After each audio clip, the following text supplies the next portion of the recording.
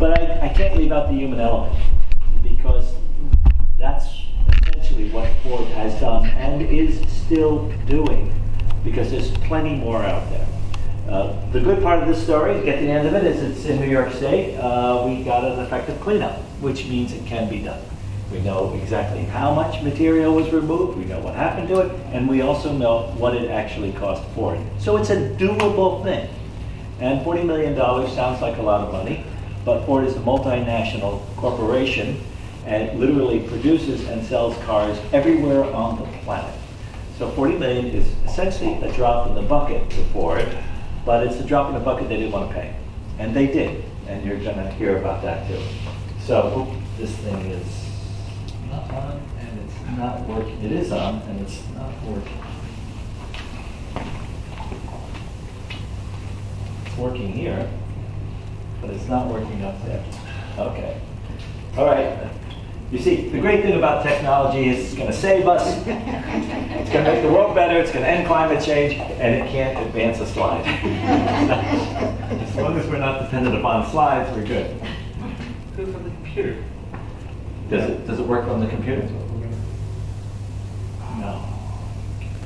Okay, well, we're held up for the moment. Hold on a second. Here, go over here. Go over here. Go over here. Let's start from the beginning. Yeah. Well, let's do that. I think there's a problem with the connection. It's interesting because it is advancing here on the screen, but it's not advancing there anymore. All right, well, you panic and try to figure it out. I will tell you a little bit about this. Again, like he was saying, I was born in Hilburn, and actually because I grew up in a rural area and hunted and trapped with my dad, I myself was exposed to pretty much the same thing as a lot of our friends in the Ramapo Munsee Nation, especially the turtle clan. And it advanced? Yeah. Oh, cool. Never mind, I don't have to do that kill time thing. Okay. So that's Ford. That's Ford. And again, like we said, they've been here 55 to 80. They've been here 25 years. They are still here in terms of their impact. And in terms of their responsibility, they are still here. So from 55 to 80, they stockpiled a tremendous amount of paint sludge behind their plant. There's a photograph of the back of the plant. It affected many people. The stuff was dumped illegally in surrounding watershed areas. Mostly, again, the Ramapo Munsee Nation were exposed to this because they lived in the most remote areas that Ford could then get access to. In Ramapo, New York, there were no immediate people living in the area where it was dumped, and it was a quiet agreement between, unfortunately, Ford and the people who worked for the Ramapo Land Company, who were willing to have material dumped in their site. But these are not the only sites. There are still plenty of other sites. They haul paint to landfills, like up to the, in Ringwood, to the what's called the O'Connor Waste Field. It can't be officially called a landfill because apparently there's a certification for what is a landfill. So it gets the nickname waste field because there's still waste and it's still a field.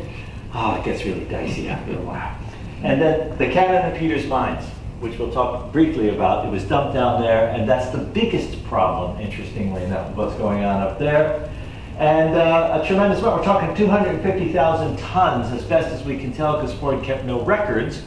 But what we do know is, thanks to the toxic legacy work that was done by Jan Barry back in the early 2000s, we do know testimony from truck drivers, from haulers, from individuals in communities, and then we look at what was Ford's official record for their waste dump, and it's minute. And then we look at the number of cars that were built, and then we start figuring it out.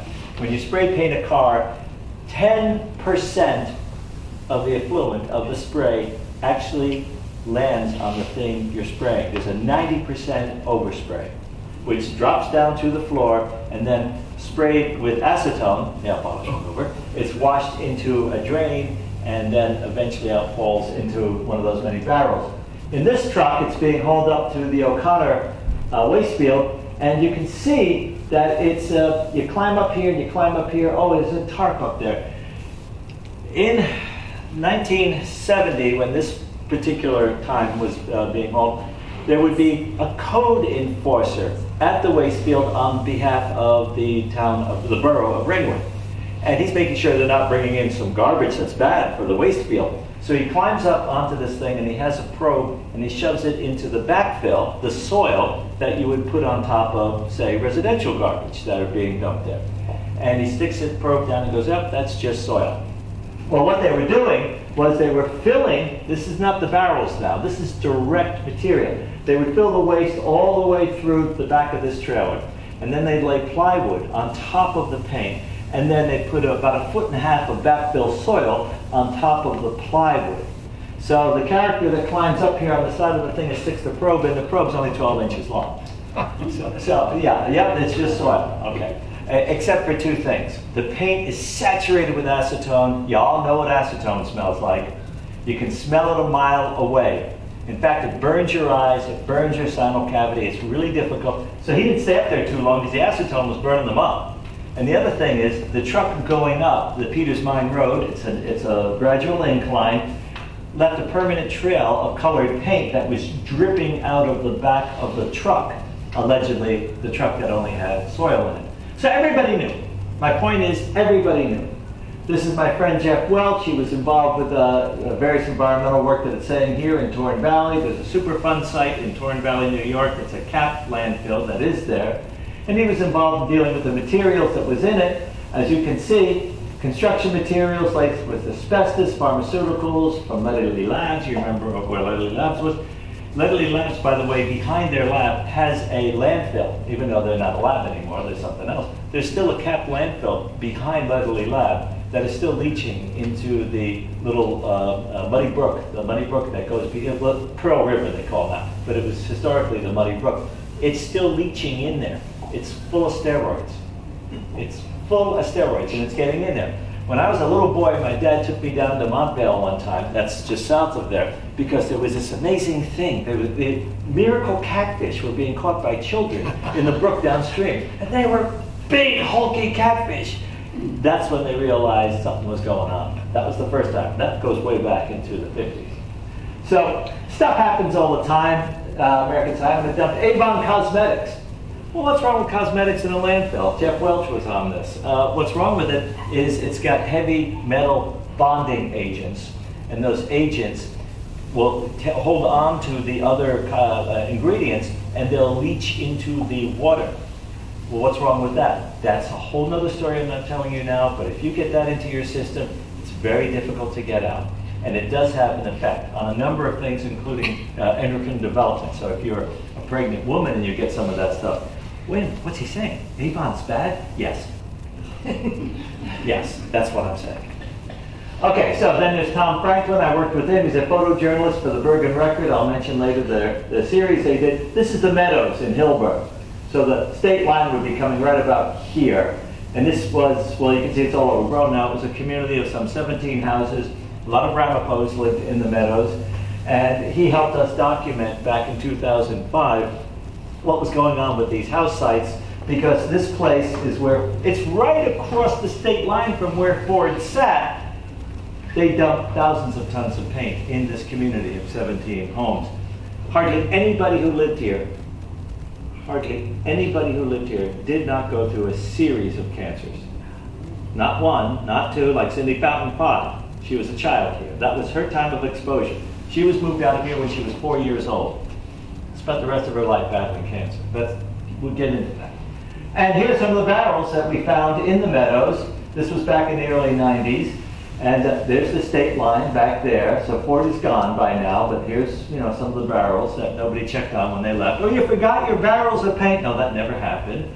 And they also buried a lot of stuff right on their site when they left. They decommissioned their site, they deconstructed their site, and that meant in broad daylight, they buried paint on their site. And when International Crossroads came in to build their big Sheraton hotel, well, then the material gets revisited, and they all learned that there was plenty of paint in the soil, and it was now on their bill to clean it up. So there's a lot of shenanigans. There's a lot of games being played here. These barrels all have paint in them. We got these out of here in the 90s, and that, again, was purely a citizen thing. Purely a little bit of citizen science and a lot of belly aching and getting onto access to local media and stuff like that. This is what it looked like. Even the barrels are gone, but this is what was also there. Dirt bikers, quad riders, were using the site for their activities, so not in the 90s anymore. By 2005, I went down there because I'd gotten a report, I teach at Ramapo College, that the riverbank was being terribly eroded by quad riders and dirt bikers. So I went down to look at it, and what I found was they were also eroding the ground where we were told there was no more paint, and we were finding all of this stuff. This embankment is 10 to 12 feet high. Of course, it's more than a few hundred yards. The entire thing is paint sludge. This gives you an example of what it is up close. You have just 1 foot of it right there. And the thing about paint sludge is it looks harmless. It looks like a rock, except that if you tap it with a piece of metal, it doesn't click, it doesn't make a lot of, oh, you know, I didn't want to leave you out, so I brought you some paint sludge cookies that you can pass around. They're contained, it's okay, they're safe. You can pass these around, and on the back of it, it says where these particular samples came from. So it's poured on in layers? Yes, yes. Oh, you're going to see a picture of how that was poured on. And I had to make these for educational purposes, but also to bring to Albany to personally show to the Department of Health and of course the DEC. It's fascinating how difficult it is to get regulatory agencies just to do their job. And this is the housing in the meadows, and you notice the housing, I explain all this here, but the housing is built up because it's an overflow area. The river floods the meadows, it's a little floodplain. Perfect place to dump your paint because it all washes into the river and downstream, all the way down to Franklin Lakes. And then the response is, well, the solution to pollution is dilution. No, that doesn't work either. It's cumulative impact based on the material that's there. So it builds up. It builds up in the sediment, it builds up in the wildlife. This house is built literally over 6 feet up. It's sort of like what they're doing down in Jersey now because of the storm. And the steps would go up to it. And when I was a little boy and I was down there was a car on one side of the house and a rowboat on the other. And I thought, there's a lot of rowboats here. It's just a little river. No, it's for when the floods come. So everybody has known it flooded. And this is behind the plant. Ford actually burned a lot of their debris behind the plant, and they also threw in barrels of paint to burn when they could get up the fuel to create the fires. So the people who lived in the meadows not only lived on top of paint that was dumped right next to their houses, but they also dealt with these fires. When we were little, this my sisters are right here. When we were little, Walt would talk about the fires in the meadows and how they didn't like to go down there because the smoke, when the meadows got burning, burned your eyes, burned your face, and for a long time after that you were itching. Well, because of what they were burning, not directly in the meadows, but right behind them in here. This is the area now, and it's a corridor for power lines.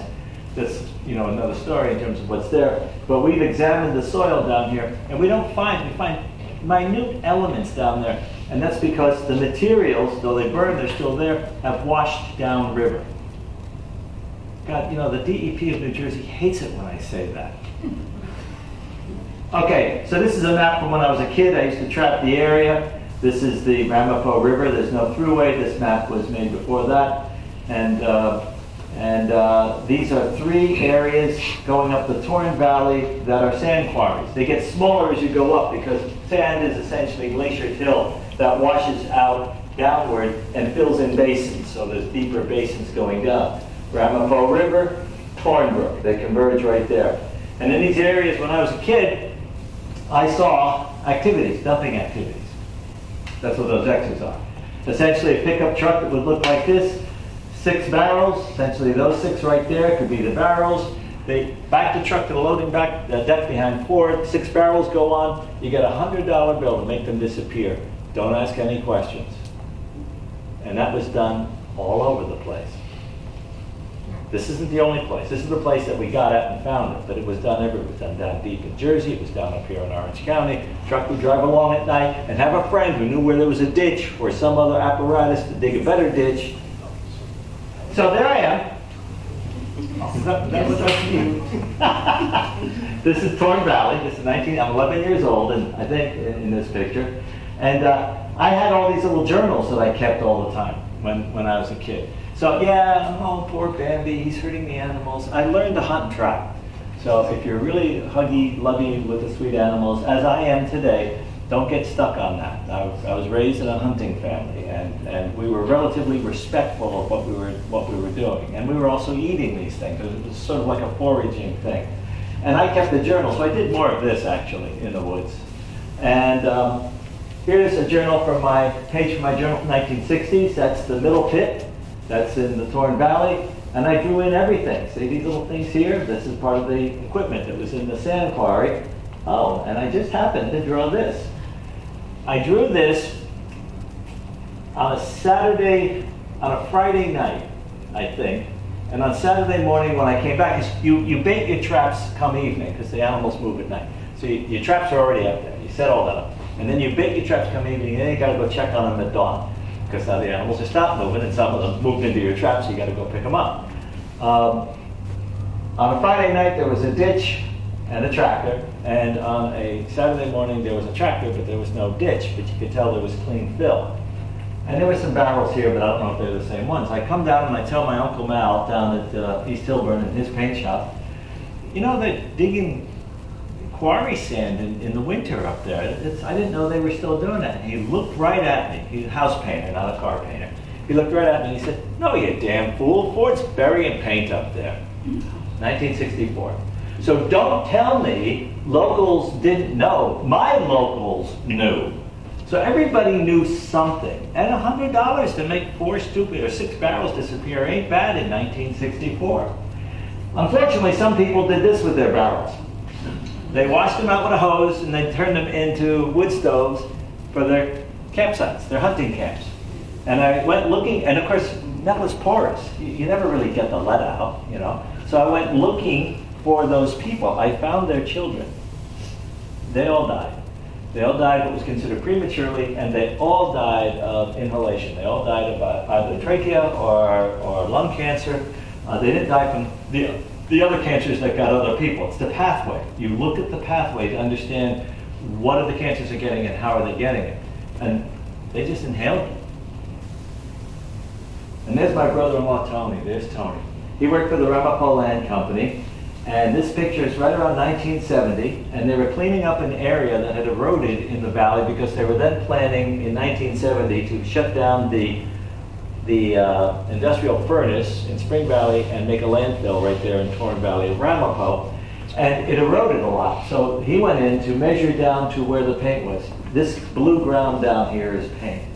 And you can see a little bit of it somewhere. I don't know if we're seeing the whole slide, but somewhere up there. But the problem was, on the part of the land company, was they were going to get the lease for the landfill, so they were going to make some money off the town, or the county, actually, it was a county landfill. That was good. But the Department of 1970, Department of Health has to check the site out to make sure it's not already a contaminated site. Mind you, you're going to dump contamination there. But the rule in 1970, because EPA was a whole new thing at that time, was we can't start at a place that's already got junk in it that hasn't been examined. So the story was, we got to get rid of that paint. And Tony, in the summer of 1970, was involved with removing a lot of paint from one side, where the landfill was going to go across the road to the other side, where they weren't, it was forested still, where they're not going to look, and rebury it. And sure enough, we found the deposition. We found where the chunks of paint that was all saturated with sand quarry on the other side. And it was curious because it wasn't dumped, it wasn't flowed out, and then it hardens while it's flowing out. It was all these chunks, and it was all clustered like cookies with sugar on them and so forth. And it was all the paint that Tony and his 3 workers had done. And as you can see, if you read this, it took years, it took 2 decades, they all died. They all died what would be called prematurely, they all died of lesions. And Tony would go home, I was talking with him before he died, he would cough up phlegm that was colorful. He remembered the dust. He operated the machine, and the other guys were the ground crew, the other 3 guys. And he remembered the dust curling up in the sunlight was colorful. I've heard that before from other people. And he would get nosebleeds. And that's the antimony that's in the lead will cause you to have nosebleeds if you're exposed to it. And then, of course, there are much nastier VOCs in the material. So he inhaled it for a summer. And it took a long time. That's one of the problems legally with dealing with environmental contamination. It can take a long time, but it is cumulative. It becomes part of your tissue. And depending on what happens, it weakens your immune system, and then other things are opportunistic. But the real folks in large numbers who would be decimated by this are the Ramapos, particularly the Ramapos who live in Ringwood, what we call the Turtle Clan Ramapos. And that's just, again, we're now dealing with that aspect of environmental racism. There's less concern if it's not a demographic that, that we pay attention to. So this is back in the Meadows. You don't have to read all that. This is the cleanup that we got going in the Meadows in the 90s. And this was just stage one, and all of that material was contaminated. And this is the very carefully draped cover, so the wind can't get at it and blow some of this around now that you paint, of course, Actually, some of us went down and recovered it periodically with their covers because they were not, So in 2005, I brought some students from a little private school over in Tarrytown and their parents on a toxic legacy walk to show them what disturbed materials look like. I gave them all gloves and the protection and so forth. And we went for this walk, and they discovered, this was enlightening to me, they discovered things I hadn't even seen. That's why you always need more eyes, more people, asking more questions. I literally was telling her name is Zoe, and I wanted to show her where the paint was dumped into the torn brook. And she's slowing down, and I'm literally like way ahead of her. I'm like, come on, Zoe, there's nothing over there. And my friend Jeff is with us, and he has his camera. He took the picture, and she turns around, and she's pointing. See, she's pointing down, and she says, but Professor, what about this? Well, that's paint sludge that I had literally walked past. Look, here it is again. You can see some of it down here someplace. This turned out to be the hottest spot in the whole Torn Valley. Not down by the well field, but up in the valley. It literally went down another 20 feet.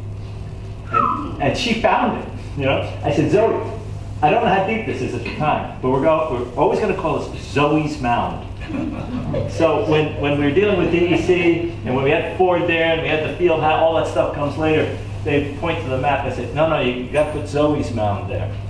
And they would say, oh, is that some ancient indigenous history? I said, yeah, sure, just put it there. So our field studies showed that the sludge germinated from the trappers' journals that we had found. Using those journals, we literally went back and went to the same places, which were overgrown and look different now, but they gave us a good start to access what was going on in the Torn Valley. But then I was told by DEC that if we're going to do this, I'm pestering them a lot now, and Department of Environmental Conservation in New York. If you're going to do this, you have to prove when the material was dumped there to look at responsibility, because Ford closed in 1980. So they weren't making or using this material. And I said, wait a minute, guys. I watched it I saw it. They said, that's anecdotal. You've got to do the science if you expect government to respond.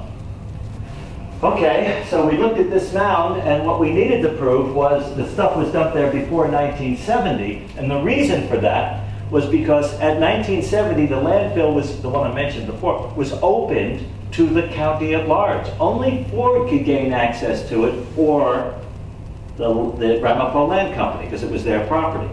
So we needed to, and I knew that's when it happened, but now we had to prove it. And I talked to a few toxicologists, and they said, you can't date paint. I don't know how you're going to do this. Paint's paint. How are you going to date it? And I thought we could date it by doing analysis of the materials with a mass spectrometer, but of course who's going to pay for that? And what we came up with was, let's date the trees that grew on the paint. Because the trees, they didn't bury paint under a tree. The tree had to grow on it after it was dumped. And this is what we did. So first we cored the trees. There's some Ramapo college students. Look, there's chunks of paint all around in here. So we picked areas where we knew paint was, and we cored the trees. And we did it at the DBH, a diameter of breast height, to understand the age of the tree. And now we're going to count the lines. And we're doing all this little bit of coring here. And sure enough, we had a number of species, and all of this had to be part of the testimony to the DEC.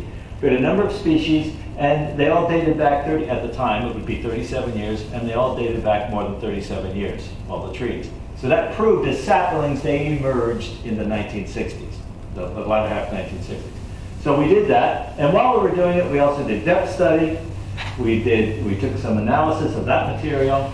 We did lead testing kits, and it was off the chart. So we were finding that stuff. And while we were doing that, we were also finding car debris. This is, remember windows that cranked? That's a gear inside the door for a window that cranks. And we also found that the dumpers drank a lot of beer. They had a preference for, I believe, Schlitz and Rheingold. We found cans stuck in paint, which is how you tossed out while the paint was being dumped out of a barrel. So that's how we knew, oh, well, this was a dumper, because here's his beer can encrusted in the paint. So we started getting a story out of this. And then we continued to take samples because we wanted to study the material and find out how it's breaking down. Ford, at this point, was saying, it's not ours, that's the first thing. It's not dangerous, that's the second thing. I mean, it's lead, okay? It's been outlawed, but no, it's not dangerous. The third thing was, we didn't know it was dangerous or could be dangerous at the time, which kind of contradicts the second thing. And they were also saying, and it breaks down. As if breaks down means it goes away to a fantasy land. So we had to analyze the material ourselves.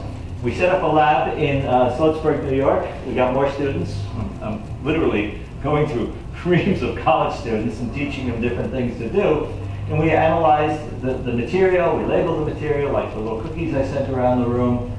We found out, you just look at some of these numbers. The actual lead content of the paint ranged from 8,000 parts per million to 28,000 parts per million. At the time that we were doing this, lead content was considered dangerous beyond 3 ppm. And now it's 0.001. Okay, so those numbers alone. Now, consider this, they buried it, and an animal walks across it. You know, animals' pads, you know, little like fox and rabbits, all they scent through their pads, so they absorb things through their pads. Walking across it is all you need to become contaminated. A pathway literally can be through the pads.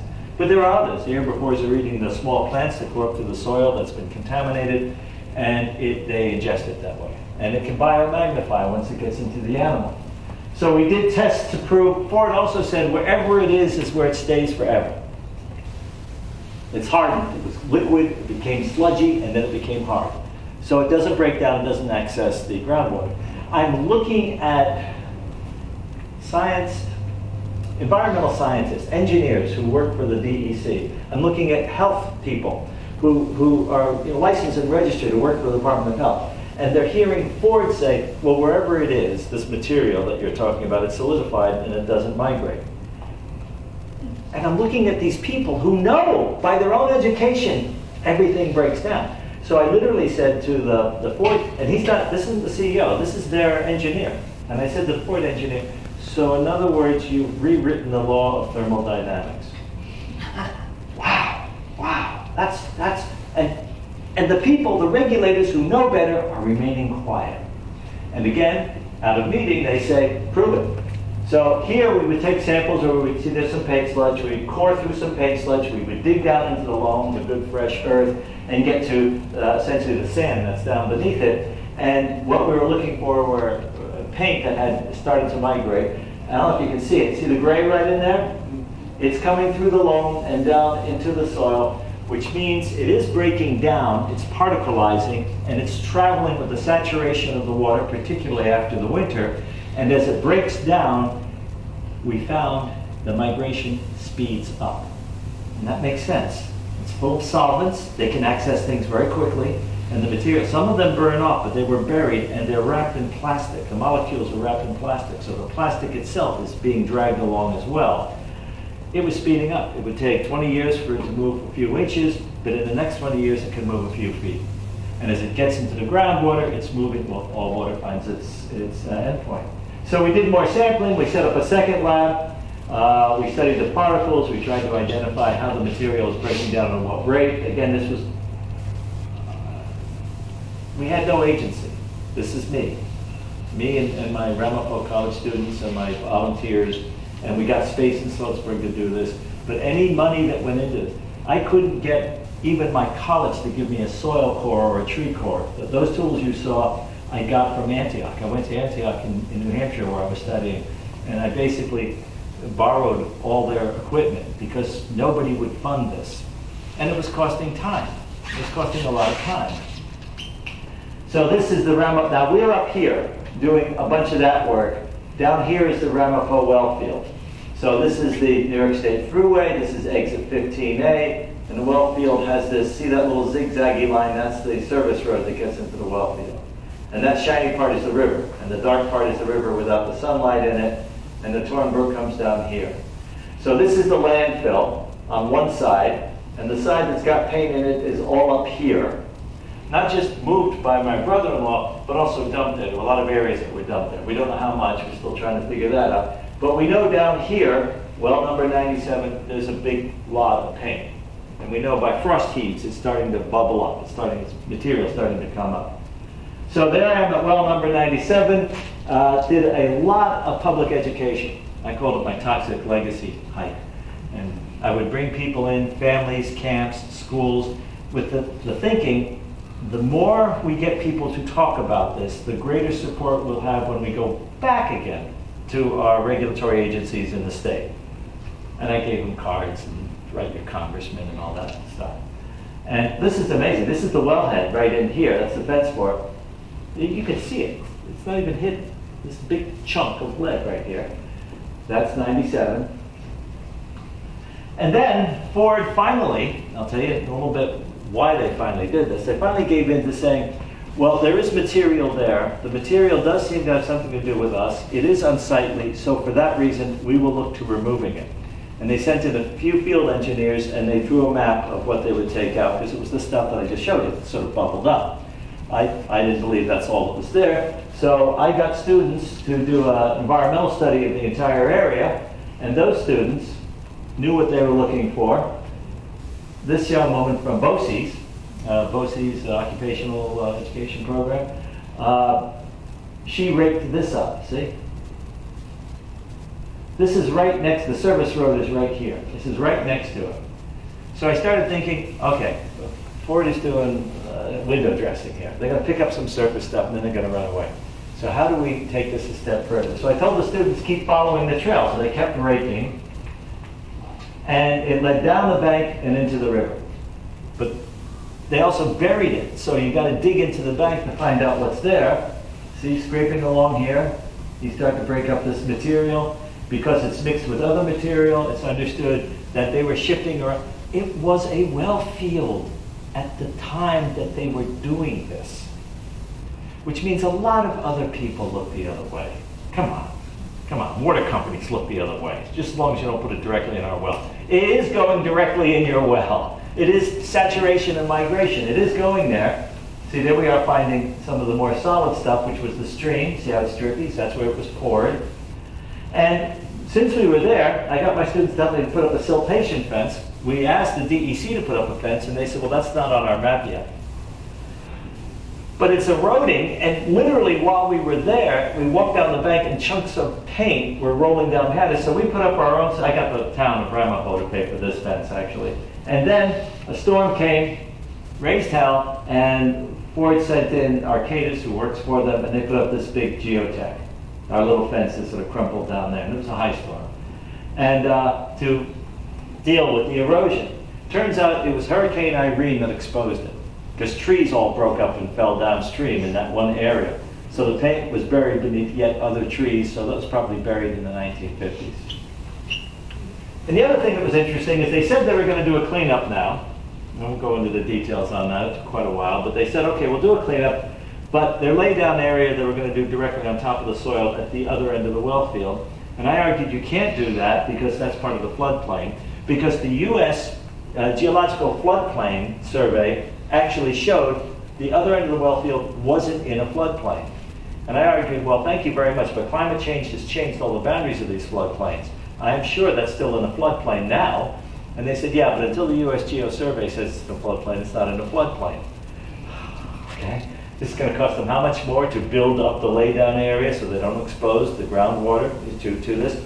So we got into this argument about where is the floodplain and where it isn't. So my students and I found saturation soils, sediment soils that had moved from the river into the upper area, and we photographed it, and we documented it, and we brought it into the meeting, and when their engineers looked at it, there was this pregnant pause, and they agreed, okay, we'll build it up.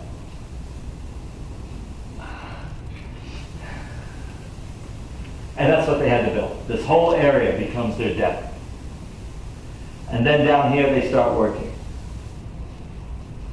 And that's how close it is to the river. And this material, which Ford has been arguing is benign, look at all the decon area. Somebody walks into the work area, they dress up in clothes appropriate to work in the area. When they come out, this is their boot wash, they got to do all sorts of things, and then the wash itself becomes contamination that has to be traveled away. When locals who've been exposed to this for decades saw the concern, the OSHA regulation for people who are working with this stuff, they were shocked. Because all of a sudden it was, oh, it really is dangerous. And this is how they did it, because in the well field, as soon as you dig into the ground, there's water. It's a well field. There's a tremendous level of percolation in the soil. So they had to dig it by hand because they had the main lines, these are the trunk lines for the wells. They couldn't afford putting the machine into it. They'd scrape the top off with the machine, but then they had to go in by hand. It's expensive, it's laborious, it's a lot. And they would back up the bank at night with these boards, and then they would brace them. They haven't done it right here yet, or maybe this is in the morning when they came off. But you can see the ground is all going blue again. So they would get down below the paint, but by morning, you see it's all wet. After a rain, the color, see there's some color there, would saturate back into the pit. So it was like chasing cats, you know? It was like they were gathering the paint, but it was incredibly difficult to do. And that shows you how active the well field soils actually are. The power company and the water company both said that there was no paint when they installed their new lines. They dug their lines through paint. And that's what was revealed. So O&R lied because their guys were there running in these lines. And United Water, now called Suez, lied because they said they found no paint when they laid in the lines. Both companies worked together to do this. Yeah. And it smells, like I told you, it really smells. Look at this. We dug in the ground, we didn't find any paint. This goes for 3,000 yards. And was actually the service road into the well field. This was actually right below the road. So they buried on the shoulder, in other words. No, this was actually the road.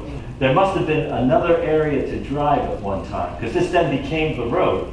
And I couldn't even find where the old road was. So this becomes the road. And that kind of makes sense. Because if you're packing in material, you're going to put on surface material to cap it as best you can. Once it hardens, it would make a relatively good surface for a road. Also, who's going to look under a road? You know, well, okay. So here's my colleague, Michael Edelstein. He's up in Ringwood, New Jersey. He, back in 2014, everything I just showed you was 2013. So now we're moving forward in the years. And he brought a lot of students up to Ringwood. Here he's meeting with Jack Walker. He's a member of the community up there, the Turtle Plain community. And they're talking about the materials that are up there. Ringwood was radically ignored by everybody, the DEP, the EPA. One of the problems with the Ringwood project, which is still ongoing, is it's a federal project. One of the things that made our project work in New York was it was a state project. We kept the EPA out of it because Ringwood was the model of the dysfunctionalism of the federal government, so we stayed with the state. And that was hard to do because we had a Superfund site up there, which is the federal government. So they were claiming authority over it, and we kept pushing them away. So there's Edelstein walking with clan mother Vivian Milligan, and she's showing the students, the community, every house has cancer. Most houses have a cluster of cancer. The CDC said there is no cluster in Ringwood. And their argument was because the cancers are all different.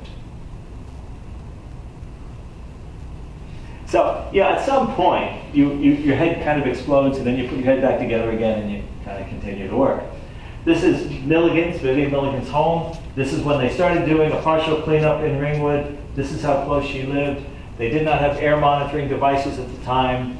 They did not do the dust of industrial vacuum for dealing with the dust. So they were still treating them in the way in which they chose to treat them. So it was difficult. This is a little right along the road. You can see what it says there. This was a mountain stream that was clear until some years after Ford got the material in there. It saturated into the mining area. It started to turn the water. Ford argued, well, this is what happens, the sulfur exposure in the mines with the iron will change the color of the water. You can go into Harriman State Park and find the old mines and find puddles that are not this color, but are yellowish. So yes, there is that effect. And what you do is you take a sample of the water and you analyze it and you find it's full of VOCs and lead. So yes, they're kind of right visually, but no, as soon as you put a little time and money into it, you find that's not just the case. And this picture is one of Michael's students took this, and it eventually was put into the news. It's all about how in the Ringwood community they're very familiar with death. This is Jan Barry, who wrote the Toxic Legacy series. This is an amazing moment. He went back up there after having studied the area 10 years earlier, and he said, you didn't take this seriously. This is an EPA regulator. You walk right over top of the stuff. That's the paint, as if it were benign. He was fed up. He's a very soft-spoken guy. He wasn't soft-spoken that day, and that caused him to write the Bergen Record Toxic Legacy series, which was fundamentally important in terms of getting more attention onto this area. And there it is. Fundamentally important, but there it is. So that area was getting stymied. It was stagnating, any movement on that. And of course, Ramaphosa are all too familiar with illness and death. These are photographs taken by Tom Franklin. We have permission to use all these. There's a couple more. And it's tragic. It is tragic. People are still dying in Ringwood, and it is directly related to Ford's wastes. I remember when we were cleaning up in Torn Valley, the CEO from Dearborn said to me, "You're going to get off our ass now, aren't you?" Oh, you cleaned up my yard, but my neighbor's yard is still full of crap, and I'm grateful. There's poor Mickey. You can read this. He was very much exposed to it by his activities, not unlike the activities that I carried on when I was a child, and except that he played directly in the paint, which I didn't. I was over top of it, and I trapped animals that were exposed to it, and they made sludge pies. Lead is sweet. Kids chewed it. They chewed it, and when you chew it, you salivate with it. Now you're exposed. There's a pathway. Lead is sweet. That's why the animals ate it. When you find it wet, when they first dump it, they lap it up, and when it's hard, they gnaw on it. We found chunks of lead where the deer were gnawing on it. Because it's sugar. It has a sweetness to it. Nicky, he passed in his mid-40s. His mom passed. It's a lot of cancer. Look at this. He had 27 surgeries since he was a teen. So it all started showing up when he went through adolescence. That's when it started to impact upon him. The exposures were from earlier, though he was still living there. And again, this is looking east over the O'Connor waste field, and the fence is decorated with reminders of lives lost there. So this is some of the science that we had to deal with. Hard to find the paint because vegetation seemed unaffected. It doesn't mean that when you eat the vegetation that grows up through the paint, you're not being impacted, but the vegetation itself seems to do well. In fact, moss, which doesn't rely on the nutrients in the soil, grows over top of it quite happily. So if you're looking for an area you expect there's paint in, you got to go pull back a lot of the moss to see what's going on underneath it. And the wildlife seemed unaffected. I say seemed, doesn't mean it isn't migrating, but it seems unaffected. And wildlife, remember, has short lifespans, so the wildlife doesn't gestate with it as long. Here's where it starts to build up because these are all herbivores. So they're eating the plants and eating the plants close to the earth because it's not that easy for a plant to phytoremediate the material that's in the soil, but it does draw it up into the bottom of the stems. For example, the trees that were taken down later in our area, the material only got into the trunk area of the root bed. It seldom traveled up into the trunk beyond that. And I'm not entirely sure why that is, but I know that that's what we found with our analysis. So the animals that ate the leaves off of things weren't getting the same level of contamination as these animals, who are all capable of eating low to the ground and getting the material that's in the more contaminated area of the stalk. And that means that the raccoons and the foxes in the area, who eat a great deal of those herbivores, build up. It's biomagnification. If they eat a rabbit, the fox comes along, eats a rabbit that's got maybe 30 parts per million of lead in him, but he eats 4 rabbits in a week. Let's say he's a real hungry fox, or she's a hungry fox because she's going to give birth, and they eat 4 rabbits or maybe 3 rabbits. Well, they continue to build up, and it bioaccumulates. It builds up within the fox. So the predator winds up more contaminated than the animal that it ate. And I had another picture, Joan, that I left out of a fox that was destroyed by lead because you're here. Because what? You're here. Oh, My sister is a great lover of canines, and the fox looked so bad, I thought I'll take that one out. But trust me, we found foxes that were in terrible shape in Florida Valley. One thing we had to do was we wanted to try to figure out the age of these animals. We wanted to figure out if they died prematurely. This gets a little technical, but essentially you can figure out the age of a skullcap by its sutures. This is a younger animal, and this is an older animal. If you read all that, you see what we're talking about. The sutures themselves start to web together. They start to lose their definition, which means they're also, as all of us are, as we get older, our bones become a little bit more brittle. They become a little less flexible. Your skull doesn't need to be flexible anymore after you've grown into a young person, into an young adult. And before then, it needed flexibility. Same is true of animals. We found on these bones an interesting dynamic. They were brittle, but they were young. They were brittle, but they were young. All the little skulls that we found, of the predators that we found, were brittle and young. And then we wanted to look for bone marrow to see if we could examine that and find out what was going on with the animals. But other animals had gotten to it, or maybe little insects, the marrow was gone, so we couldn't really prove that. The thing is, the yellow marrow would be probably an older animal. The younger animal would probably be the fluid that's called red marrow. We were all ready to do that. We collected scores of bones from different sites. We found hardly any trace of marrow, which was also very interesting because the bones were broken, so animals were eating at the marrow. We did find a little bit of red marrow and a little bit of yellow, but not enough to be conclusive. So essentially it was the suture thing and the brittleness of the bones that we went with. And then we also tracked a lot of animals. Remember, I was a trapper, so I tracked these mink. These are both taken in Torn Valley. And those are mink tracks right there. And the mink were in good shape. And part of that is the mink, there's a whole family of mink, they feed on the entire Torn Brook, not just the one area in the valley where the raccoons and the fox were living. So the mink might have gotten a little bit of contaminated animals because they'll eat almost anything they can catch. But the fox and the raccoons were right local to where all this was happening, so they got more. And then we also did a lot of study of plants, particularly this one, Queen Anne's. It's a great plant for phytoremediating. It's got this wonderful taproot. It can draw in more of the material. The plants that we found that they registered with lead, so we knew that they were extracting the lead from the soil. And again, those smaller herbivores nibbling away at the base of the stalk would be picking it up. And then we did a worm study, which was really interesting because, worms, they burrow down and they leave these casings up here. If you ever see that, especially in the spring, you see that a lot. Little brown balls. That's their poop. But their poop is rich. It's very, very rich because they're digging through the minerals and the nutrients, and then they have their own chemicals, their own saturations they back up and they leave them right outside the hole, and then they go down again a little bit deeper. So we gathered up a whole lot of these, we tested them, and they were rich with lead. So the worms were burrowing through not obvious paint, just soil. And yet they were coming up with lead, so then we started testing the soil and finding it wasn't always near the top. So it was moving somewhere from another area. We all had to do this within the same area of Torn where we knew dumping was going on. And we continued doing other programs like this one with AmeriCorps because we advocated a lot about education in the valley, which Ford knew we were doing because I sent them every report that I sent to the DEC. Full transparency, and to the DOH. I spent a lot of money in mail. This wasn't all electronic like we would do now. I sent them full reports because we wanted them to know people are paying attention. We had numbers of people paying attention. We also sent this to a lot of politicians. And during this time, we built the salt box. It's a restored historic building from Ramapo, and we built it. Now the town is involved, so the town's paying for the building of the salt box.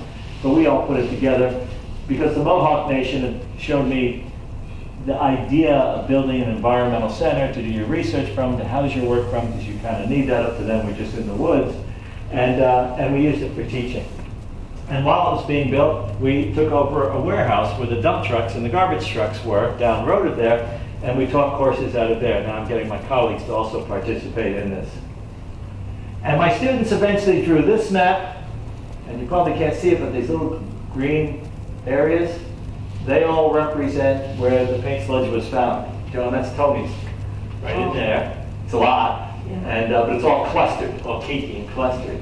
And under it was a flow. So that area actually had earlier been dumped into before Tony came along and threw the chunks. So there's all these stages of dumping, and eventually DEC, now negotiating with Ford got Arcadis, that's their company, to take our map and look for what was there. And as you can see, all the yellow spots indicate all the places that they found as well. Starting with this map drawn by half a dozen college students. Citizen science. It works. Young people, they get involved. And then this was Ford's plan. It's very complicated. The well field in 2013 was complicated in terms of how they did it. This is complicated in terms of the levels of access and the fact that the paint was dumped in different ways. Like Tony's was one way, but there were 3 other ways. There was one area that was just a burial ground for drums. There was another area where they backed trucks in, and Steve, what was his name? Matson. Steve Matson dumped it. Oh, I shouldn't tell people's names. But he dumped it directly into trenches. I think he's And gone. he is gone, but I learned this from his niece, who actually sat on his lap while he was running the tractor. And then they backfilled it with soil, and when they could drive a car over top of it and the car didn't sink, they knew they could put in another layer. It gets really wild. To show you the scale, I showed you the salt box. That's it right there. So that tiny little box is the scale of the whole thing. And you can see how close it all is to the water. And there's the salt box again, and now they drop the trees.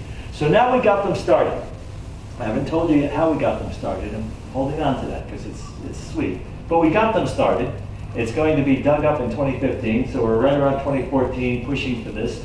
And the first thing they did was they put a perimeter, they marked a perimeter where they felt the paint was. Again, like in the well field, they lied, so it extended the perimeter. Again, like in the well field, my students went out and found where it extended to. And when we could prove that, which we're learning, DEC and DOH is pushing on us really hard for this, we would prove it. But when they dropped the trees, all the trees had to be dropped into the area because anything that's inside this perimeter is considered contaminated. So it all has to go. You can't leave it behind. And a snake fence had to be put in because we have a very important species, the rattlesnake, which is a threatened species in the area. It has to be protected. So willow wattle is put in. This is willow, so it can deteriorate into soil. It's okay, and it's staked. And this part of the fence is something that the vipers can't climb because there you see she's trying to get up the fence, and she can't. Corn snakes, garter snakes, black racer, black rat, all those guys can climb fences. Rattlesnakes and copperheads cannot. Like you'll go in the woods and find a black snake up in a tree. Rattlesnakes and copperheads, it's just a different structure to their anatomy. So the fence can keep them out, but now we got Fish and Wildlife involved, and we insisted that every morning a licensed herpetologist, or at least a person certified to handle snakes, walk the entire perimeter to make sure the fence didn't break, the tree fall on at night, the rattlesnake climb over that, maybe, could be, but also to capture all the other snakes that might climb the fence and take them out. At this point, Ford's head was ready to explode. They were so angry about snakes. There was a lot of cursing. I actually brought a snake into the field office one time because I knew it would make them really happy to see a corn snake. And they said, "Is that one of the bad ones?" And I said, "As far as you're concerned, they're all good, and they all need to be protected." When he walked the perimeter with me one time, he saw a black snake inside the area, and he cursed like a truck driver, and he shouted, "We spent $30,000 on this effing fence, and that snake is there?" And I said, "No, you were spending it for the rattlesnake. That's the black snake." "How many snakes do you have?" And we had a lot. We had a lot. Okay, so then the cleanup started north of the salt box. And it was big. They predicted maybe a ton of paint would be north of the salt box at best. Down in the well field, 42, I think it was 42 tons were pulled out of the well field. They predicted there might be 42. And up here, that's an example of some of the chunks that they started pulling up out of the ground. That was the top layer. It was sandwiched. It went down deeper. And as they went deeper, there's the road right there. This was problematic. This is about to the end. They have to test the soil down below where they dug, and they have to do a deep core study of the soil to make sure there's no lead that's migrated there, just to verify that the paint isn't down there.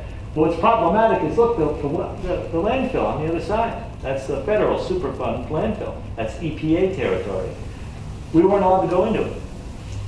Since we kept the feds out of our side, we weren't allowed to go into their side.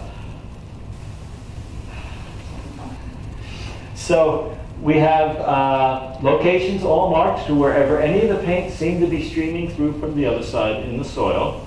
We weren't allowed to go under the road because it was considered a county road, and the county didn't want to agree to that because they're sending trucks up to the solid waste management, which is a little further up. They don't want the trucks held up because there's no place for them to go. They can't go in a ditch, and they can't go in a landfill. So we couldn't go there, but everything, there are GPS locations for everything, and there are monitors for everything in the landfill. And when lead shows up, hopefully other good people will say, okay, lead's migrating out of the landfill. We know there's paint in the landfill. Tony moved the stuff that he could find, but obviously there's more. Now this is getting close to the salt box house. See these boulders? There was paint under these boulders. That totally, the engineers came to me, we're all friends now, we're all talking every week, actually every day almost. And they said, how the hell did they get paint under the boulders? And so I went back and I talked to Matson's niece at Guy Stead's funeral. She was there at the memorial service. And she said, oh, well, my uncle used to roll boulders on top of, because of a big machine, it was a sand quarry. And he said, they'll never find this shit. And look how close we're getting to the salt box. And we're doing serious work here. Now Ford is looking at this thinking, well, looks like we're going to have to take a salt box down because we're a little testing. But we got within 9 feet and it stopped. And we soil tested, it wasn't there. It was close, but it wasn't there. This is a bank, this was an outpouring for floodplain, and this was part of the sand quarry operation. This entire berm over here was paint slumped, so this had to be fenced. That's my fence, by the way, it's not Ford's, it had to be fenced off. And now they had to go down there. That's part of the area they didn't want to include. The reason they didn't want to include water is you have to include the Army Corps of Engineers when you include water, because this moving body of water affects other things. Now, what does the Army Corps do? Nothing. But they have to be included. And so they put up a show of being included, and that cost Ford another $1 million. So, I mean, this is the game that gets played. So what they had to do is sandbag because the water had to be moved, because it was poured directly in. So where she's standing is where the creek used to be, now it's over there. See how deep? This is below the surface. That's the willow wattle, that's the sand, the sandbags. But this is now starting to go down below the surface to access the paint that got into the sedimentation and then worked its way down into the bottom of the creek. And then the winter set in, and they couldn't dig at that time. It became too dangerous. There was ice and snow every place. It's starting to happen. And it's actually a good time to dig because the ground is more firm, doesn't slip away as much, but they held it up for a little while. And they built this, that's the little outpouring area, and all of these boulders came from the area, and all of them had to be analyzed and tested to make sure there wasn't any lead still in the boulders. Where there was, they had to bring in the equipment and steam clean the boulders. And this is sort of interesting. This is further down. This is digging up Zoe's mound. And let's see how high it was, and they're doing a good job of this, and I'm there watching, and wait a minute, what's that little thing in there? What the hell is that? And I'm calling to the guy. I said, there's something in there. There were barrels, aluminum barrels of PCB oil buried in the contaminated soil. So, word went back to the field office. The field office said, this is Ford. We never use PCBs. We're not moving them. We'll dig around them. Well, fortunately, up in Ringwood, I had been at a hearing with the EPA, and there was a book from the ATSDR, the Agency on Toxic Substance, and it happened to be there, and it was the report ATSDR did on the material analyzed from Ringwood, and it's okay. And it was the only record of PCBs being used by Ford as a part of their production. And so I brought it the next day to the field office and showed them. And the first reaction from Mohammed Zakar was the CEO at the time. How'd you get this? And I said, I'm a thief. Now, let's talk about this. So they had to move 750 pounds in the end, which doesn't sound like a lot, but if those barrels cracked open and got into the soil, that's a huge problem. And they were well sealed. So in the well field, 42,000 tons up by Torn Valley. Up in this area, there was 55,000 tons. So we're getting close to 100,000 tons. There's another area that couldn't be worked until 2018. Another area my students found on the other side of the brook outside their footprint. Oh, but then something happens. Okay, here's where the story takes a turn. I know some people in this room have heard about the evil Christopher St. Lawrence.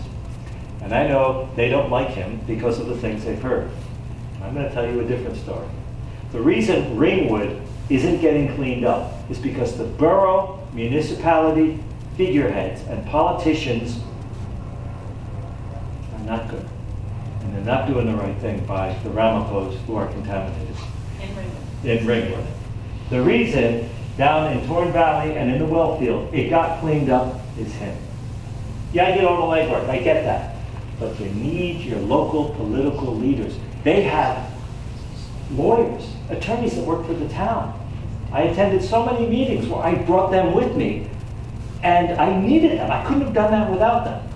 So those attorneys charge money, obviously. So at that point, on the taxpayers' dollars, the local taxpayers' dollars, I got that support. He gave it. More importantly, I saw him in negotiation with Ford a number of times. I would brief him, he would go, and I would be in there with him. And he was tenacious. I could see why people didn't like him. He was tenacious. He was so difficult. He was snotty. And that's exactly what we needed. More importantly, he made sure that the entire cleanup done on the New York side, I had full access at any time. Because he already saw that my students and I were proving that they were trying to cut corners and so on. Full access. That has never happened. A citizen scientist has never had full access of a remediation site. Full access. Being there, getting the machines and ride with them. I wear my helmet. I got my certification, the whole bit. That was important because my eyes were the eyes that helped guide him. That's what was so important. So he did a phenomenal job. There he is at the medicine garden. That's another project we did down in the well field. The Ramaphosa were really happy with him for a lot of this work. He did a great job. But now he's in trouble. He was an advocate of the salt box, I call it the ERC, the Ford cleanup, the medicine garden, the prayer circle, all these things, and at all of them, he swore that the Ramaphosa would always have access to this valley. It was theirs. That's great. What's not great is it's not in writing. And the problem was he got replaced. He got in trouble, as you all know, he got indicted, and he got replaced, and this man was the interim, Yitzi was the interim supervisor. And basically he came to the salt box once and he said the town has no business doing history or environmental, or no business teaching environmental stewardship. And he said, we don't do history. He basically showed up to tell me, we're closing this building. And I said, Yitzi, this is his nickname, Yitzi. It's okay to call him Yitzi, he encouraged that. I said, Yitzi, when you say you don't do history, what you're saying is you don't do other people's history, you do your own history. And you are a public servant. You can't get away with that. He said, watch me. So I ignored that. And I continued bringing scores of students up there. I continued working with the regulatory agencies. I continued finding, this is part of the finding of the additional stuff back in 2017. And the extended area started proving to be rich with paint. Ford said there was nothing there. There were 3.5 tons there, ultimately. And this was fascinating. We pulled this chunk up. This is a test pit, so they're not really doing the cleanup yet. It breaks. It's still wet. it's still sticky. It's still sticky. We verified, or we pretty much ascertained rather, that this particular site was used in 1958 and 9, which means this is some of the oldest paint that we found. And it's still sticky. The other fascinating thing about this site was the surface soil had the highest registration of lead. Highest. Not down in the, well, down in the paint it was high, but it was high up there where the surface soil didn't look like it had any paint. We couldn't figure that out until we realized that in the winter thaw, the saturation coming down the steep bank pushed the particles as it broke down up to the surface. So because of the saturation point, it was bringing contamination to the surface, and the surface was rich with shrubs and low ground cover, and animals were eating them all the time. So we continued working at the salt box. 2017, I refused to go. The town fired me. They said, "You're fired." And I said, "That's nice, see you tomorrow." And they kicked me out of my office in the town that I had, and then because St. Lawrence now has been indicted, so he's been taken out of the town. So I just worked out of the salt box, and I wrote to them every day and told them what I was doing, and they were getting really uncomfortable with me doing this. They didn't want me to do this anymore. But I ignored them, and I kept Ford and DEC on track. I figured if I could last out the year, we can at least finish the cleanup in Torn Valley. I'm not leaving until I see that this can get done. And we actually hosted Ford at the salt box. And actually, in the end, Ford paid the town for the building of the salt box. So we had turned the relationship around some. It was getting a bit more functional. And I wanted to go further because, Ringwood's next. This is where we're going to go with this stuff.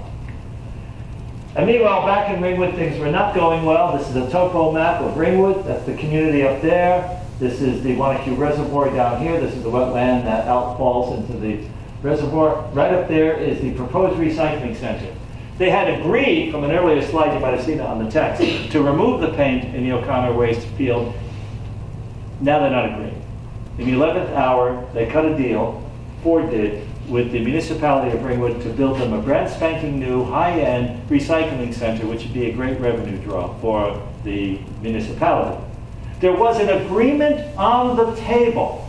Ford pulls this off, and when the EPA hears about it, they said, okay, nowhere in this country is there a recycling facility, a waste management facility built on top of a known toxic landfill. So, and all the lives of the people there, okay, everybody, this is an experiment, we're going to try it out and see how many more people we can kill. Basically, that's what they're doing. That's what they're doing. So we were outraged by this, and we knew what was going to happen. See that where they want to put it up there? The mines are up there. All the water flows down here. See the natural contours? Into the Wanacue. What's that gagging station? Where? That thing about 2 inches below where you are.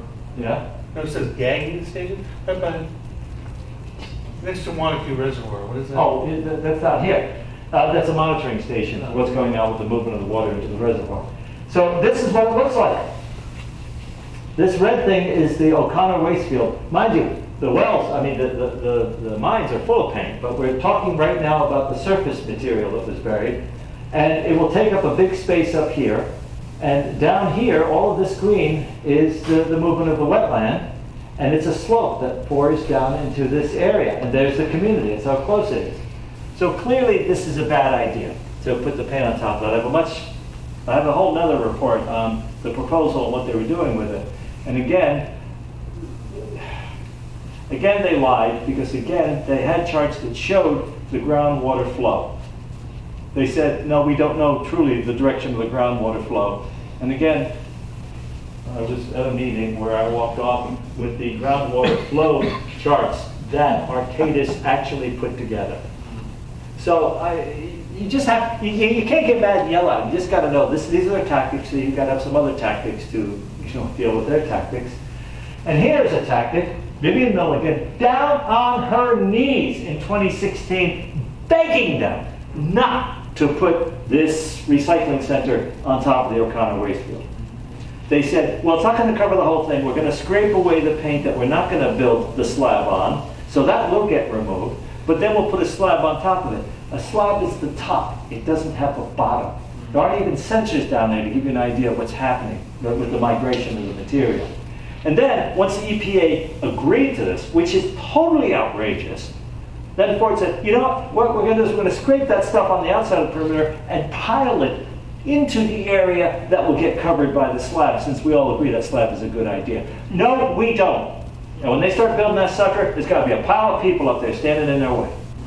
Because this is putting a gun to the heads of the community, the turtle clan community in Ringwood, rather. That's what this is. It's nonsense to say it's anything else. And there are logistical reasons and physical reasons not to do that. Chief Man and I were up there when they were drilling a test pit to see how far down the paint was.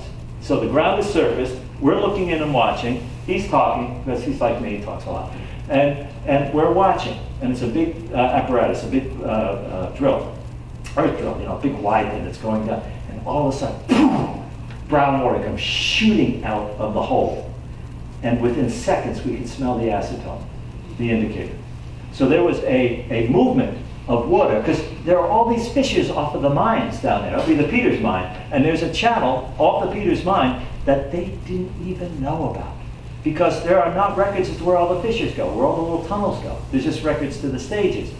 So that comes up, and these guys are freaking out, and they pull the drill out, and they put that on the back of the truck, and they get another machine, and they're dumping soil and material on top of it, because they've released a gusher, a geyser rather, of contaminated water. That's what they're going to cover. And then they jump in their truck, and they're driving away, and I'm standing in front of the truck. I want to talk to these guys, but they are freaking out, because they got it all over them. And well, they should be freaking out. Guess what? You're contaminated, just like everybody else who lives up here. Ha! And they drove around me, and as they went down the road, that big auger off the back of the truck, dripping huge puddles in the road of the same material they just accessed. Next day, I was in the field house down at Torrent Valley, and John Rockland, interesting name for somebody who was working in Rockland, John Rockland is there, and he's going through this thing with a fiber optic camera with a long hose on it. I said, what are you doing? He says, can you help me with this? And I said, yeah, sure, what's going on? He says, some guy punched a hole in a possible canal of water, and we got to take a look and see how far it goes. I was there the day before, and I'm like, really?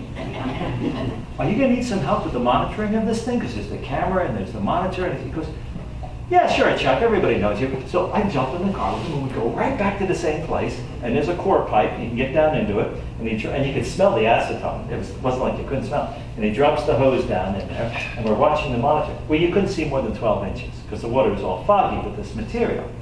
And he said, well, that's okay, we know north, south, west, we know directionality, and so he sends it to the east, bumps into a wall pretty quick. Sends it to the west, bumps into a wall pretty quick. He had 150 feet of this material, big long reel. Got to the end of it in both directions. This was a tunnel, and it goes under the O'Connor waste. And they're going to build a structure on top of it. I don't think so. I don't think so. I don't think that's going to happen. But it's going to have to be us that makes it not happen. It's going to have to be, I love her. I love her so much. She's not with us anymore. But it's going to have to be a combination of begging and demanding. There's going to have to be different routes to follow on this. And there she is again, actually, because that begging eventually led 2 years later to, oh, this is great, Catherine McCabe, a New Jersey DEP official, and she shows up for a walkabout. This is great. These Ramapos are up here. You know how many times they've done this? Right? I mean, I think I'm there with her, I'm right behind her, and okay, yeah, we're going to do the walk. We know where to go. Okay, we're going to do this. We do the walkabout. It was great that she came. She's never been back. And there I'm now working with students from Rutgers, and they actually created a chart of the levels. It's the first time it was done, and they published it in this book. This is a great book. This is a wonderful book. Chief Mann contributed to this book. A whole bunch of different people who are connected to the community contributed to this book. And there I am back at the salt box because I ain't gonna leave. Oh look, there's the dogs. See, that's Leo and that's Reckless. Both were alive then. They came to all this stuff too. And so I'm back there with Rutgers and the conservation courts at the salt box. These people, other colleges and universities, they all loved coming to here because they could do field work. This was a great opening because this was what Chris had established for us. And there's Chief Mann. He came many, many times. And I insisted, I'm sorry, it's talking about me in the third person because other people use this up in Albany at the state level, and so I get to be a third person. But I insisted the Ramapo's presence always be included in everything that we do, and as long as Christopher St. Lawrence was involved, that happened. My mistake is I needed to get it into writing. I didn't realize how devious the people who would take over after him were. And there he is leading, that's the prayer circle down there. It was designated by a medicine woman from the Mohawks, and he's leading a prayer circle with some students. And again, this is Rhode Island School of Design. They were going to help us build a barn. We got all the timbers from a Dutch barn that was also once in Ramapo, and we're going to build it right alongside the salt box, about twice the size of the salt box. And here's our real concern, it's the rattlesnakes, and we had a Randy Stecker from DEC, formerly from DEC, and then he still contracts with them. And we followed the snakes. All this time we were following the snakes so we can understand their migration routes. Fascinating stuff. But what we needed was we needed to see they were coming back to Torn Valley, to this area, because we destroyed it, cleaning it up, and then we were trying to recover it. And sure enough, she's right back there. Sleeping right on, this is one of the Dutch barn beeps. So she was right back there. And what's interesting is the rattlesnakes wouldn't come into the salt box because there was a black snake, big 5-foot-long black snake that lived under the salt box, and every morning went around the salt box leaving its scent. And rattlesnakes in summertime will not cross a black snake's scent. The stuff that I learned doing this was so exciting, and I watched it. I actually saw this happening, which is very cool. Chuck, Yes. 10 minutes. Okay. So yeah, we're almost done. I'm going really fast so that we can get done, I'm sorry. But I thought it was important to hear the whole thing. So we needed assurance that the snakes would be protected. That was primary. Fish and Wildlife insisted on it, and that was great because we had the backing of DEC now. And of course, these guys who took over the town said snakes were not a concern. And they still say this. So we're still dealing with that. And then I ended up at Sloan Memorial because I had to go back and do some follow-up surgery because everybody gets cancer in this story, so I did too. And I'm good, I'm okay, but while I was there, they figured that was the time to actually fire me because I couldn't be there to say no. So when I returned, I was fired. And I was locked out of the salt box and everything had to go. And I had 2 weeks for everything to go. In January month, I got Brian and his guys to help me move it out. So I took an extra week. I couldn't pick up a sock because I had abdominal, that's why I got this pouch, I had abdominal surgery. And they looked right at me and said, that's not our concern. I got worried to spend $40 million to clean up your watershed. Thank you, I don't expect. Get the F out of here? Come on. I mean, I'm not making that conversation up. So anyway, this guy's a puppet, he's a fool. There was a rumor floating around that the salt box may meet with an accident. I won't bother telling you who was spreading the rumor, but I'm sure that's the source of the accident because then there was a fire in 2020. It was a fueled fire. This is a photo by a Ramapo policeman who got chastised and taken down some for sharing the photographs with me. He sent them to me on his cell phone the day it was happening. I was in Pennsylvania, and he was sending me these photographs because he knew that I probably wouldn't be allowed to see them. The fireman that came and put out the fire said it was sourced because the fire burned up the bank toward the building, but this continued to burn, and there was nothing really left to burn.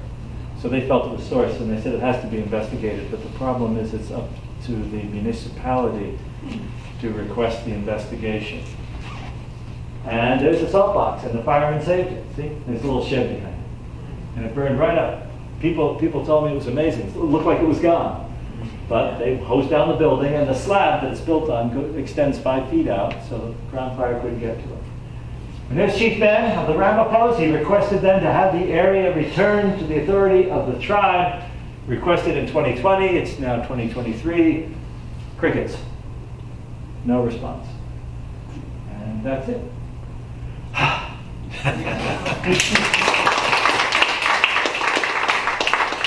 can we do a few questions? Yes. Okay. Yes? Did Ford ever at any time issue corporate level guidance to its factory managers on how to dispose of any waste produced at this plant, or was that entirely up to the discretion of the plant manager? It's the latter. Okay. There was not, because they didn't talk about it in their dialogue, in their records, there's no talk about waste. They do that now, though. Oh, they do now, yeah, because of all of this. Yeah. You know, it's a history that they gotta deal with. So they're not happy about it. Yes?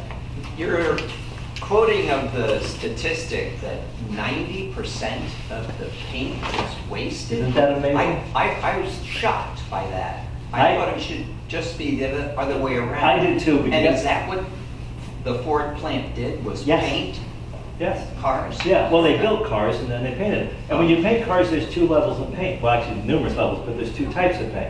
There's the undercarriage paint, and then there's the other paint, often referred to as the baked on enamel. And they are really two different substances. But the undercarriage was developed, the composition of the undercarriage paint was developed by DuPont. Primer, Right down the road. It's like a primer, but it's got a plasticizer in it, diethyl hexyphthalate. That plasticizer is remarkable. Remember, DuPont gave us remarkable things, nylons and atom bombs. They do the most amazing things. And so they gave us this plasticizer that they impregnate the solution with. And what that does is it keeps the paint from actually really becoming brittle. The surface paint can become brittle, but it's, if you took a key, you could key a car and you chip it up. Underneath, it'd be really hard because that paint is never completely solid. And what that did is it propelled the effect on the automobile industry globally, because American-made cars lasted longer from underneath. Volkswagens, when they first got here, didn't have that kind of diethyl hexyphthalate, DEHP, and the bottoms of the old 60s Volkswagens rotted right out. The car kept running, there was like a Fred Flintstone car, big hole in the floor. I mean, did that question ever come up? Like this 10-90%? Why? No, why that's didn't Ford waste. develop new ways to It's waste? spray gun. It's just waste. Think about the aerosol. Okay, it's shooting up. Like I'm painting right now. I'm shooting it out. All this area around. If it's a stream, it's a direct stream and not a spray. It's not going to have the same finish. So all the area around here, which is the 90%, and it was the best you could do, and also producing cars quickly. Now here's the thing. 1 second. The plasticizer is only in the undercarriage paint, but all the paint drops to the floor, starts to solidify, is then sprayed down with the same guns, and they attach a bottle of the Fisher Chemical acetone, industrial acetone, on the bottom, spray that through the guns, or the guns, if you ever spray paint, you know, they clam up or clog, like a spray can, just clogs up. So they spray that down, and that puts all the mixture together. And they hose that down with the guns, get it into the troughs, and then hose that down with a hose that's got acetone in it, because water's not going to do the job. I mean, those poor suckers that were doing this, you know, can imagine what happened to them. But ultimately, the plasticizer gets into everything. So when Ford argued, the acetone isn't in there, none of the VOCs are in that paint anymore. This is later in the game when they're arguing about the chemical engineering. Well, that might have been true if you didn't have the DEHP, but it has sustained and protected because it encapsulated everything else. And that's why you could take one of those cookies I gave you and you could start to bend it, and it will bend before it snaps. Yes. Also on the lid, Oh, wait a minute. Yes, go ahead. I worked in the paint shop in the Ford factory. Wow! Wow! And you are still here! I love it! What happened was I was a kid in the summer of 57. No, 57. And they bring in college kids, and people go on vacation, and you do their job for 2 weeks.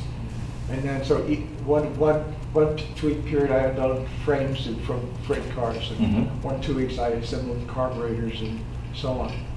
So I come in on a Monday morning, and they say, go to this foreman. I go to the foreman, and it's the paint shop. And it's where the bodies come in, and it's a big tented area. And my job was to take a sponge, and there was a pail of solvent, and I had to wipe down the metal before they sprayed it to get rid of anything that might interfere with Any the paint. particulate that might, yeah, even dust, whatever. So an hour later, I'm getting the headache. And another hour later, I can't stand it. So I walk out to the foreman. I say, this is making me sick. Can I do a different job? And the attitude toward those college kids, I would say 90% of the people there they would talk to you and say, don't get stuck here, kid. Don't get stuck here. Money's good, but don't get stuck here. but there were some people that were really resentful of college kids. And the foreman said to me, "You won't do it?" I said, "I can't do it." He said, "You won't do it?" I said, "No, I can't do it. You're fired." And that was probably the best thing that ever happened to me. That man saved your life. That man, his life was saved by a Ford foreman, who I'm sure is not around anymore. But they didn't care about their neighbors. They didn't care about their workers either. This is before OSHA. Yeah, yeah, oh yeah, yeah. Yes? Hi, John. So first I want to say thank you for the years and years of advocacy that you obviously were responsible for. You're welcome. You may not remember, you came to my school, Chestnut Ridge Middle School, for our Earth Day celebration. But my question is whether or not, what happened to all this stuff that supposedly got cleaned up? How was that disposed? Oh, where's it go? Yeah. 4 places. 2 in New Jersey, 1 in Green Bay, and 1 changes a few times, sometimes Utah, sometimes Colorado. And that last one is the most dangerous place, because that's where the actual chunks, like the cookies I sent around, the solid stuff that's still solidified, that's where that goes. I'll tell you about that in a minute. The 2 in Jersey are industrial landfills, and they take damaged soils, boulders that could not be properly steam cleaned, and the trunks of those trees that had to be pulled out. And what happens is they are put in a landfill that has a biotech lining on the bottom with sensors.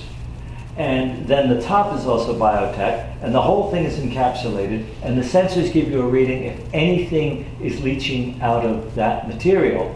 And right next to that footprint is an empty lot. Because if anything is leaching badly enough and they can't repair it, they rebuild that industrial landfill.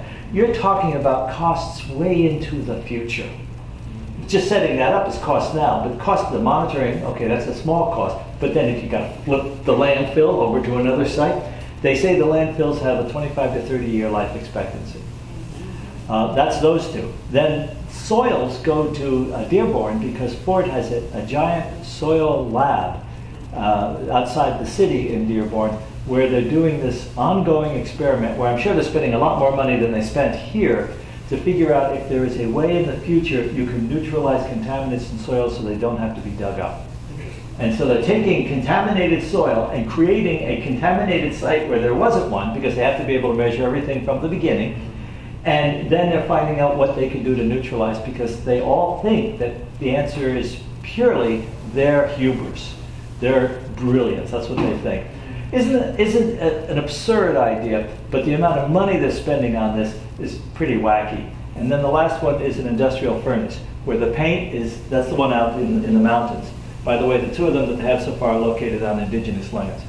And the paint is burned down completely, high-fired furnace, and the lead melts out, sort of like when you're melting out iron from mineral deposits, and you melt out the iron and you make the pig iron structures.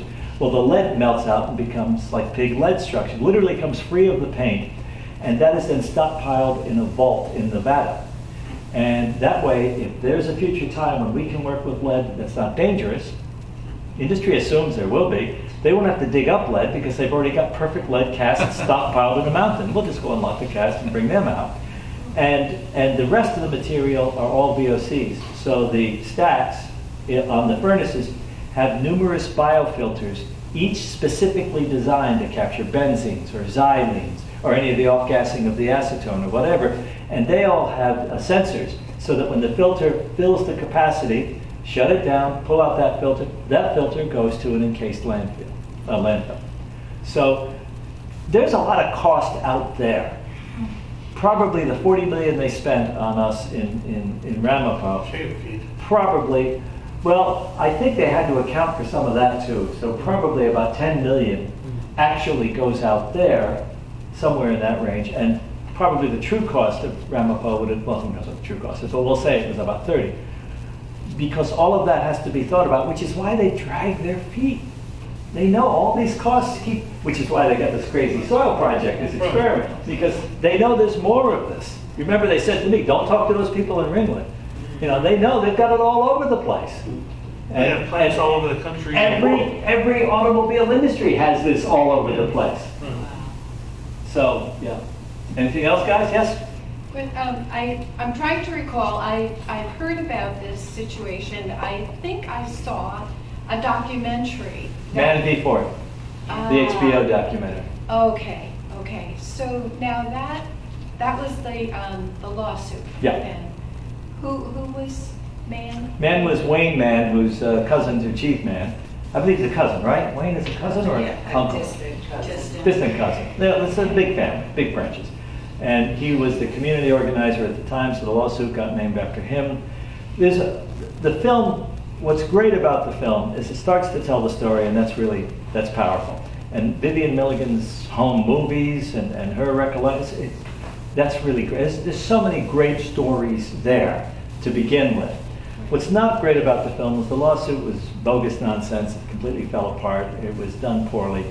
And so the film ends sadly. Okay. And you mentioned the CDC, Mm-hmm. because I know part of the documentary was interviews with families and individuals with cancer. Mm-hmm. So what was the... Well, the lawyers were doing that. The CDC really wasn't part of that. The CDC has taken very little interest in any of this because they say the demographic to be studied is too small. Small demographics can die. They're a federal agency.